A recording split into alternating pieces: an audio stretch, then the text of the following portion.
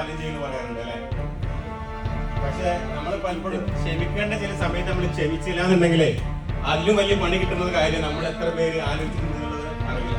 ഇത്തവണ മറ്റ് രാജാവിന്റെ ഒരു കുഞ്ഞു കഥ പറയാനാണ് വിചാരിക്കേണ്ടത്. നമ്മളൊക്കെ രാജാക്കന്മാരാൻ വന്നതല്ലേ. അതെ, നമ്മള് പിന്നെ ചില സമയത്ത് ക്ഷമിക്കാതിരുന്നാല് നമ്മൾ നമ്മളുടെ വീട്ടിലാവും, അല്ലെങ്കിൽ സ്റ്റാഫിനോടാവും, അല്ലെങ്കിൽ സഹപ്രവർത്തകരോടാവും അപ്പോഴത്തെ ദേഷ്യത്തിന് ചെയ്തു പോകുന്ന കാര്യമായിരിക്കും, അല്ലെങ്കിൽ അപ്പോഴത്തെ സമ്മർദ്ദത്തിൽ അറിയാതെ പറ്റിപ്പോകുന്ന ഒരു ആക്ട് ആയിരിക്കും. അത് മറ്റുള്ളവർക്ക് എത്രത്തോളം ഇമ്പാക്റ്റ് ഉണ്ടാക്കുന്നുണ്ട്, എത്ര വലിയ ഡാമേജാണ് ഉണ്ടാക്കുന്നത് എന്നുള്ളത് പലപ്പോഴും നമ്മൾ ചിന്തിക്കുന്നുണ്ടാവില്ല. ഞാൻ രാജാവിന്റെ കഥ പറയാം. രാജാവ് ഈ പറഞ്ഞ പ്രശ്നമുള്ള ആളായിരുന്നു. ക്ഷമിക്കാൻ തീരെ കഴിയില്ല, പിടുത്തം വിട്ട ദേഷ്യമാണ്. മുൻകോപ്പം എന്ന് പറഞ്ഞാൽ മുൻകൂപ്പം. രാജാവായ പിന്നെ പറയും വേണ്ടല്ലോ, വേണമെങ്കിൽ തല കൊയ്യാനും വേണമെങ്കിൽ രാജാവ് ഉത്തരവിടും. അത്തരത്തിൽ ഭയങ്കര ഇയാളെ ദേഷ്യം കണ്ട് കൂടിയിട്ട് രാജ്യകാര്യങ്ങളിൽ പ്രശ്നമായി, മന്ത്രിമാർക്ക് കാര്യങ്ങൾ തുറന്നു പറയാൻ പേടിയായി, ഭാര്യ മുഖത്ത് നോക്കാതായി, മക്കള് സംസാരിക്കാതായി, അങ്ങനെയൊക്കെ പ്രശ്നമായി, രാഷ്ട്രീയ വിഷാദരോഗമായിട്ട് രാജാവിനെ തോന്നി തുടങ്ങി ഇത് കയ്യിൽ നിന്ന് പോയി തുടങ്ങിയിട്ടുണ്ട് എന്നുള്ള കാര്യം. ഒടുവിൽ ആകെ വിഷണ്ണനായിട്ട് ആകെ ഒറ്റപ്പെട്ട അവസ്ഥ തോന്നിയ ഒരു സമയത്ത് മഹാമുനി അദ്ദേഹത്തിന്റെ രാജഗുരുവിന്റെ അടുത്ത് പോയിട്ട് ഒരു കാര്യം കാണാതെ പോയിട്ട് പൊട്ടിക്കരഞ്ഞിട്ട് രാജാവ് പറഞ്ഞു, എനിക്ക് എന്തെങ്കിലും ഇതിനൊരു സൊല്യൂഷൻ വേണം, ഇങ്ങനെ പോയാൽ ആരുമില്ലാതായി പോകും, എത്ര വലിയ രാജാവാണെന്ന് പറഞ്ഞിട്ടും നമുക്ക് സമാധാനം ഇല്ലെങ്കിൽ എന്ത് കാര്യമാണുള്ളത്. അപ്പോൾ രാജഗുരു പറഞ്ഞു, നിങ്ങൾ ആത്മാർത്ഥമായിട്ട് നിർത്തണമെന്ന് നിങ്ങൾ ആഗ്രഹിക്കുന്നുണ്ടെങ്കിൽ എൻ്റെ അടുത്ത് പരിഹാരമുണ്ട്, വളരെ സിമ്പിളാണെന്ന് പറഞ്ഞിട്ട് ഒരു കിഴിയും ഒരു ചുറ്റികയും കൊടുത്തു. കിഴിയിൽ ഫുള്ള് ആണിയായിരുന്നു. എന്നിട്ട് രാജഗുരു പറഞ്ഞു, ഇനി നിങ്ങൾക്ക് ദേഷ്യം വരുന്ന സമയത്ത് കൊട്ടാരത്തിന്റെ പുറത്ത് വലിയൊരു പാലമരം ഉണ്ടല്ലോ, അവിടെ പോയിട്ട് ഒരു ആണി എടുക്കാന്ന് പറഞ്ഞു. പിന്നെ ദേഷ്യം വരുന്നുണ്ടോ, പിന്നെ പോയിട്ട് ആണി എടുക്കാന്ന് പറഞ്ഞു. അപ്പോൾ പിറ്റേന്ന് മന്ത്രിസഭ കൂടുന്ന സമയത്ത് മന്ത്രി എന്തോ വിഡിത്തം പറഞ്ഞു. പഴയ അവസ്ഥ വെച്ചിട്ട് ഭയങ്കര ദേഷ്യപ്പെടേണ്ട കാര്യമായിരുന്നു. അപ്പൊ അതിൽ അയ്യോ ഇന്നലെ പറഞ്ഞിട്ടുണ്ടല്ലോ എന്ന് വിചാരിച്ചിട്ട് മന്ത്രിസഭ കൂടിയാണ്. കസേരന്റെ താഴെ ആണി തലേന്ന് സ്റ്റോക്ക് ചെയ്ത് വെച്ചിരുന്നു. ഇവിടെ ദേഷ്യം വരുമെന്ന് അറിയണോണ്ട് ഒന്നും മിണ്ടാതെ പോയിട്ട് പുറത്ത് പോയിട്ട് പാലമരത്തിൽ ആണി അടിച്ചിട്ട് തിരിച്ചു വന്നു. പിന്നെ ഫുഡ് കഴിക്കണ സമയത്ത് ഉപ്പ് കൂടുക കുറഞ്ഞോ ചെയ്ത് പിന്നെ പാത്രം എടുത്ത് ഇടേണ്ട കേസാണ്. അപ്പോഴാണ് അയ്യോ ഇന്നലെ പറഞ്ഞിട്ടുണ്ടല്ലോ ഒന്ന് നിർത്തണല്ലോ എന്ന് വിചാരിച്ചിട്ട് എണീറ്റ് പോയി വന്നപ്പോൾ എന്തിനും ദേഷ്യപ്പെട്ടെന്ന് തന്നെ മറന്നു പോയിട്ടുണ്ട്.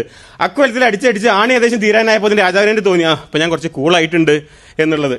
എന്നിട്ട് അപ്പോൾ ആ ഒരു സന്തോഷത്തിൽ രാജഗുരുവിൻ്റെ അടുത്ത് പോയിട്ട് പറഞ്ഞു, ഇപ്പോൾ കുറച്ച് ദേഷ്യമൊക്കെ നിയന്ത്രിക്കാൻ പറ്റുന്നുണ്ട്, പക്ഷേ ഗുരു എൻ്റെ മനസ്സിലിപ്പോഴും ഇങ്ങനെ നല്ല ഞാൻ ഇങ്ങനെ ദേഷ്യം പുറത്ത് പറഞ്ഞില്ലെങ്കിൽ ഉള്ളിൽ ഭയങ്കര ദേഷ്യമുണ്ട്, അതിപ്പോൾ എന്താ കാട്ടുക എന്ന് ചോദിച്ചപ്പോൾ പറഞ്ഞു, ഈസിയാണ്, അതിന് പരിഹാരമുണ്ട്, ചുറ്റിക്കിൻ്റെ പുറത്തെ സാധനം കണ്ടിട്ടുണ്ടോ പറിക്കണേ. അപ്പം ഇനി നിങ്ങൾക്ക് ദേഷ്യം വരികയാണെന്നുണ്ടെങ്കിൽ പിന്നെ ഉള്ളിൽ നല്ല ദേഷ്യം തോന്നുകയാണെന്നുണ്ടെങ്കിൽ പോയിട്ട് എന്ത് ചെയ്യുക, നേരത്തെ കുറേ ആണിടിച്ചിട്ടില്ലേ ഓരോന്ന് പറിച്ചുകൊണ്ടു എന്ന് പറഞ്ഞു. അങ്ങനെ പിറ്റേന്ന് ഇങ്ങനെ ഇതേപോലെ ഓരോ സംഭവങ്ങൾ ഉണ്ടാകുമ്പോൾ ഉള്ളിലിങ്ങനെ കടിച്ചു അയ്യോ പോവും, പോയി ആണി പറിക്കും. അതിനെ പറിച്ച് ഏകദേശം പാലമരത്തിലുള്ള ആണി അടിച്ച ആണിയൊക്കെ ഏകദേശം പറിക്കണ സമയമായപ്പോൾ രാജാവ് ഫുൾ കൂൾ കാമൻ ഭയങ്കര ഹാപ്പി. അപ്പോൾ വളരെ സന്തോഷത്തിൽ രാജാവ് എന്താ സമ്മാനം കൊടുക്കേണ്ടതെന്നൊക്കെയുള്ള മാനസികാവസ്ഥയിൽ ഗുരുവിൻ്റെ അടുത്ത് പോയിട്ട് പറഞ്ഞു, ഗുരു ഞാനിപ്പോൾ ഭയങ്കര ഹാപ്പിയാണ്, വളരെ കൂളാണ്, എന്ത് കാര്യം എനിക്ക് സമചിത്തതയോടെ നല്ല കൂളായിട്ട് കൈകാര്യം ചെയ്യാൻ പറ്റുന്നുണ്ട്, ഇതിന് ഫുൾ ക്രെഡിറ്റ് ഇങ്ങക്കാണെന്നൊക്കെ പറഞ്ഞപ്പോൾ ഗുരു പറഞ്ഞു, പക്ഷേ ബോസേ രാജാവേ ഒരു പ്രശ്നമുണ്ട്, ഇത് അത്ര സിമ്പിളല്ല, എൻ്റെ കൂടെ നിന്ന് വരാൻ പറ്റുമെന്ന് ചോദിച്ചു.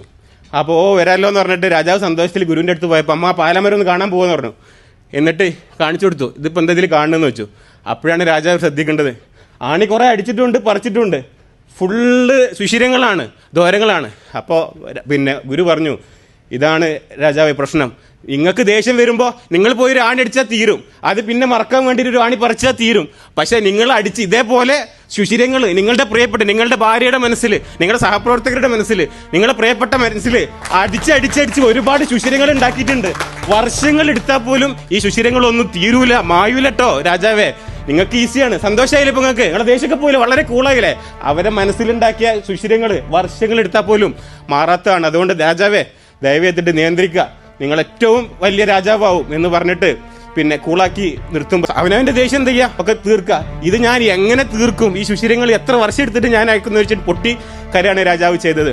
അപ്പോൾ നമ്മൾ അപ്പത്തെ ദേഷ്യം, അപ്പത്തെ മുൻകോപ്പത്തിൽ വരുന്ന ഓരോ ഫീലിംഗ് ഒന്ന് നമ്മൾ നിയന്ത്രിക്കുകയാണ് എന്നുണ്ടെങ്കിൽ നമ്മുടെ വിജയത്തിലേക്കുള്ള പിന്നെ ഏറ്റവും മികച്ച പാതായം, ഇതേപോലുള്ള ഏറ്റവും മികച്ച സദ്യ അതായിരിക്കും എന്ന് പറഞ്ഞിട്ട് നിർത്തുന്നു.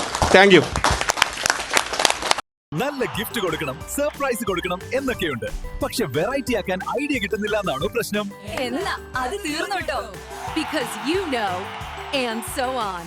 Your responsible experience partner. With smart pricing and low minimums, gifting has never been this easy. Because at and so on, those unheard are sweeter. ഇപ്പോൾ തന്നെ ഓർഡർ ചെയ്യൂ.